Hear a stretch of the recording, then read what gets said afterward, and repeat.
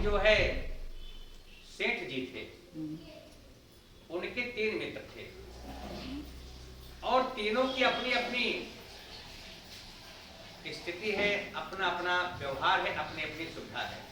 वो 3 मित्र हैं सेठ जी के, परंतु एक जो मित्र है जो हमेशा सेठ जी के दिन रात साथ में रहता है, और जो दूसरा मित्र है वो सुबह शाम आता था, और जो तीसरा मित्र है वो कभी कभी आता था, और जो तीसरा मित्र है वो उसकी अवस्था बहुत कम थी, वो तो पढ़ाई लिखाई की तैयारी कर रहा था और संजोग बस कि वो थोड़ा गरीब थे।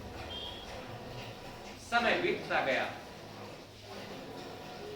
एक बार जो तीसरा वाला मित्र है जो पढ़ाई कर रहा था, गरीब था, वो जाता है सेठ जी के पास में और कहता है कि सेठ जी आप मेरे मित्र हैं, मेरी पढ़ाई चल रही है और आप जानते हैं कि मैं गरीब हूँ, मेरे पास में धन की व्यवस्था ज्यादा नहीं है और मैं LLB की तैयारी कर रहा हूँ,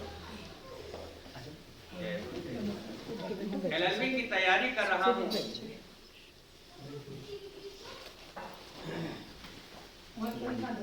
और कुछ पैसे की कमी है, यदि थोड़ा पैसा दे दें और मेरी पढ़ाई पूरी हो जाएगी तो मैं वकील बन करके आपका मुकदमा फ्री में लड़ूंगा और आपका धन भी वापस कर दूंगा।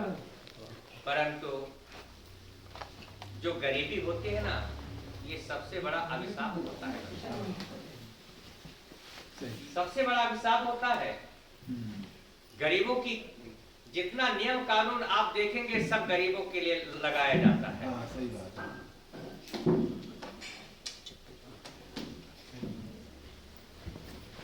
वो तो बेचारा गरीब है। सेठ जी ने कहा कि आप हमारे मित्र जरूर हैं, सब कुछ बात आपकी सही है, परंतु आप एक बात शायद न जानते हो, मित्रता तभी तक कायम रहती है जब तक मित्रता में लेन देन नहीं होता है। जिस दिन से लेन देन प्रारंभ हो जाता है उसी दिन से मित्रता खत्म होने लगती है। इसलिए आप गए आदर गया, नैनन गयो सने,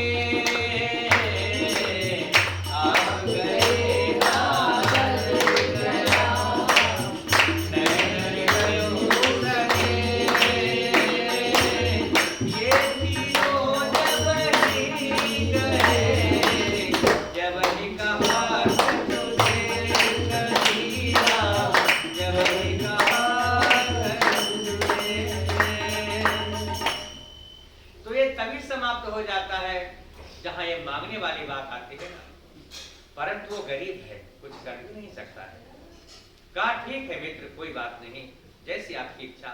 वो चला जाता है, अपनी जैसे तैसे पढ़ाई करने लगा, और इधर संजोगवश, क्योंकि जीवन में कभी भी नहीं सोचना चाहिए कि मुझे भगवान ने हाथ पांव बराबर दिया है तो ये हमेशा मेरे अंतिम समय तक रहेगा, ऐसा नहीं हो सकता। हो सकता है कभी पांव फिसल जाए सीढ़ी से, पता चले एक पैर भी टूट गया, इसमें दूसरे की भी गलती नहीं है।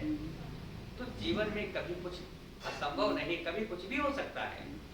तो मैं निवेदन कर रहा था कि गांव में डाकू लोग आ गए। डाकू लोग आते हैं, आवाज होती है, शोरगुल मचता है, गांव वाले सब हल्ला करने लगे, शोर मचाने लगे, और सेठ जी अपना रिवॉल्वर निकाले और सबसे आगे दौड़ पड़े। डाकुओं ने देखा कि यहाँ तो हमसे भी बड़े असलहाधारी हैं, भाग लो भैया प्राण बचा करके। सब भागने लगी और पीछे सेठ जी दौड़ रहे हैं। गांव वाले थोड़ा विलंब से दौड़ते हैं, पीछे रह गए। अब आगे आगे तो डाकू जा रहे हैं, उनके पीछे सेठ जी दौड़ा रहे हैं और उनके पीछे गांव वाले आते हैं। अब देखो ईश्वर की इच्छा देखिए, गांव वालों ने कहा कि ये जो दिखाई पड़ रहा है ना, 2 4 10 लोग तो आगे भाग रहे हैं लेकिन एक पीछे दौड़ रहा है, इसका मतलब है कि ये मोटा वाला है ना, ये कम दौड़ पाता है, लगता है ये भी उसी गैंग का है। अब दौड़ करके सेठ जी को सब बंदी बना ली। सेठ जी ने कहना प्रारंभ कर दिया, भैया देख मैं भी तुम्हारे लोगों के साथ में दौड़ रहा था, मैं भी भगाने वाला हूँ डाकुओं को, लेकिन गांव वालों ने एक बात भी नहीं सुनी। कहा कि नहीं, अब मुझे पता चला कि आपके पास में इतना धन कहां से आया, दिन में दुकानदारी करते हो, रात में तुम डाका डालते हो, इसीलिए तुम्हारे पास में इतना धन है। अब बहुत हाथ पांव जोड़ा, लेकिन एक बात भी गांव वालों ने नहीं माना। पुलिस को बुला करके और हवाले कर दिया। अब सेठ जी को जेल में लेकर के जाते हैं, डाल देते हैं। तारीफ पड़ रही है। अब महाराज जो पहला वाला मित्र था, जो 24 घंटा रहता था, उसके पास में संदेशा भेजा गया। उसने कहा कि मित्र, मेरी मित्रता एक सेठ से थी, ना कि एक डाकू से थी। मैं जमानत नहीं ले सकता, आपके तरफ में कोई भी सिफारिश नहीं कर सकता हूँ आपके लिए, क्योंकि यदि मैं आपका सिफारिश करने आऊंगा तो मैं भी डाकू में गिना जाऊंगा, इसलिए आपकी मैं कोई भी व्यवस्था नहीं कर सकता हूँ। कहा चलो ठीक है। दूसरे के पास में संदेशा गया कि भैया मेरी जमानत ले लो, ऐसी ऐसी घटना हुई मेरे साथ में। कहा कि ना, मुझे पता नहीं चला कि आप इतने बड़े डाकू हैं, मित्र होते हुए फिर भी आपने कभी मुझे बताया नहीं, इसलिए हम आपकी कोई भी सहायता नहीं कर सकते। तीसरा वाला मित्र तो पता नहीं कहाँ है, क्या कर रहा है, कोई पता ही नहीं, बताया नहीं। अब बेचारे सेठ जी बहुत दिनों तक जेल में बंद रह गए, सब वातावरण बदल जाता है। परंतु एक दिन वो सेठ जी पेशी पर जा रहे थे, और जो तीसरा मित्र था, जो वकील बन गया था, बहुत बड़ा वकील बन गया, उसने देखा, नजर पड़ी, देखा कि इसको तो मैंने कभी देखा है। गाड़ी रोके और पूछा आपका नाम क्या है? फला नाम है क्या? कहा हाँ मेरा यही नाम है। कहा आप फला सेठ है? हाँ हाँ मैं वही हूँ। तो आपको ये सब कैसे हुआ? पूरी घटना बताते हैं। कहा कि आपने मुझे पहचाना? कहा मैंने आपको नहीं पहचाना। कहा आप इतने बड़े वकील? कहा मैं एक कैदी, हमारा आपका क्या पहचान? कहा नहीं, आप याद करो कि आपके 3 मित्र हुआ करते थे, तीसरा मित्र मैं ही हूँ।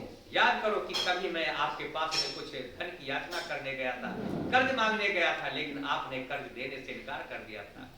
आज भगवान की कृपा से मैं इतना बड़ा वकील बन करके घूम रहा हूँ, आपने पहचाना? अब बेचारे क्या कहें कि आपको पहचान रहा हूँ कि कहा ठीक है, भले आप मुझे पहचानो या ना पहचानो, लेकिन हमारी आपकी मित्रता थी तो मैं अपनी मित्रता जरूर निभाऊंगा। और लेकर के जाते हैं कचहरी में, कोर्ट में पेश कर देते हैं, और वकालत करके और बाइज्जत सेठ जी को बरी करवा करके सेठ जी को ला करके अपने घर पर छोड़ देते हैं। क्या मतलब हुआ इसका?